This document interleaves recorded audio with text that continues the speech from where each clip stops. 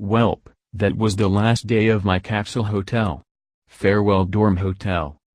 Woke up at around 7:30 a.m. and took a shower as usual. Changed and waited for Simon in the lobby as usual. He's been missing for about an hour. Turned out he was looking for his lighter. Konosuba_face, that was basically my expression at the time. I waited 1 fucking hour for him, so he could find this fucking lighter. I swear to gods I wanted to flip a desk. Well, after all that nonsense, we finally left the hotel. It was 10 a.m. I was all like, fuck walking, it's the 21 goddamn century, so we took the subway to Tokyo Station. If you hadn't noticed, by now I just decided not to even think about anything. I just hated everything on the planet at the time being, so I concluded that this was the best option for me. We arrived at the Tokyo Station. We still had some time. About an hour or so. So we went to eat. Where, you ask? At the one and only Tilda. The fucking convenience store. I got some soba hot dog again with milk. It was about 300 yen total. We went to the train area about 30 minutes early and got on. It looked all fancy and stuff. If a plane didn't fly, I think this bullet train was what it would have looked like. Not even joking. It looked like a long plane. We sat at the seat where we could see Mount Fuji. So I just looked outside eager to see it. But hey, would you look at that? Here comes reality tilde. I fucking fell asleep about 20 minutes in.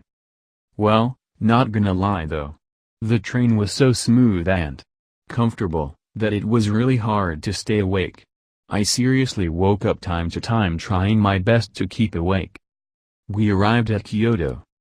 Kyoto was like Tokyo, but with more little houses and less busy-looking people.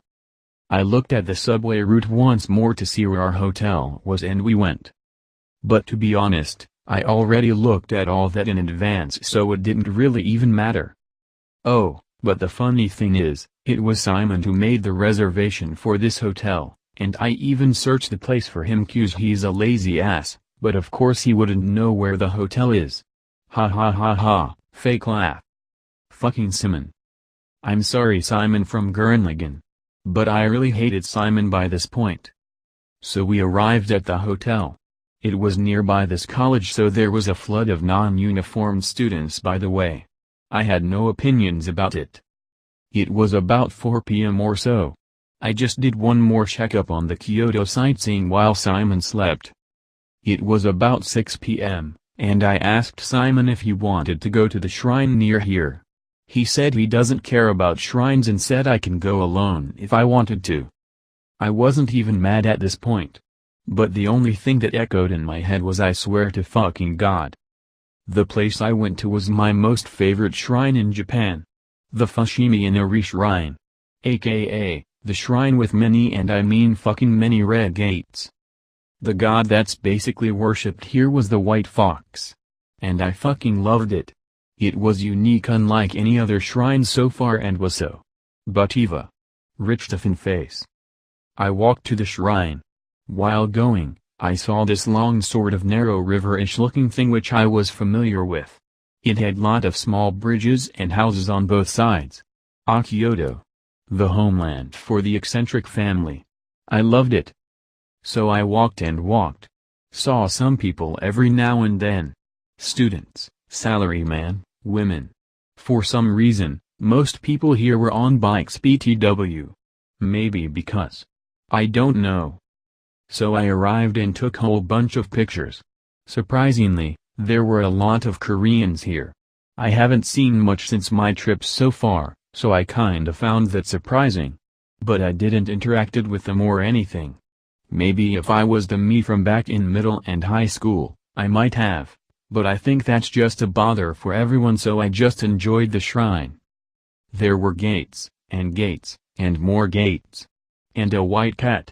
The cat looked at me as if he was saying, go away. The shrine was actually bigger than I thought. It was like, big.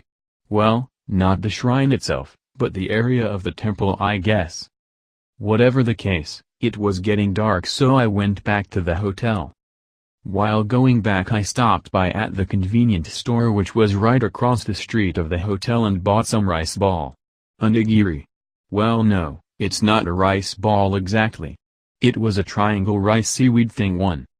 I looked at the convenience store and it sort of reminded me of Einstein the YouTuber. I remember watching some of his videos about convenience stores and stuff. Went back to the room, ate the Illuminati-shaped rice thing, and just lied down. Thinking about life and the universe. No, just kidding. I was trying my best to keep an empty mind as Simon was watching Kill Bill the movie on full blast with his smartphone. He came all the way to Japan to smoke, eat, and watch movies on his smartphone. Screaming internally, "You stupid fuck." I was hungry and wanted to go to McDonald's. Whose freaking America infected me with it. I asked Simon if he wanted to come with me and he said he'll go if I pay for it. Zoom in on my face. Okay, so here's the problem now. I can't speak jack shit Japanese. And Simon can. And I know I can just point at the menu and junk, but even with it out of the picture, it was like a 20-minute walk to the nearest goddamn McDonald's, and I didn't wanted to get shanked in the middle of the street 'cause I'm a fucking foreigner. I could argue with him, but I was really in the brink of starting a genocide. So, I said sure.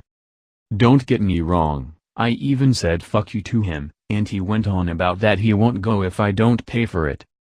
I just decided that I'll just trip him off later or something. And I hope he pays for my fucking cancer medical bills later in the future, both physically and mentally. Anyways, we walked and I got myself some double cheeseburger set and just a burger for Simon. Then walked back to the hotel with a takeout and ate it there. Hope you choke on that burger, you little shit. At Simon. I couldn't sleep, so I watched some military zombie movie or something and went to sleep. It was a B movie, so it was quite effective.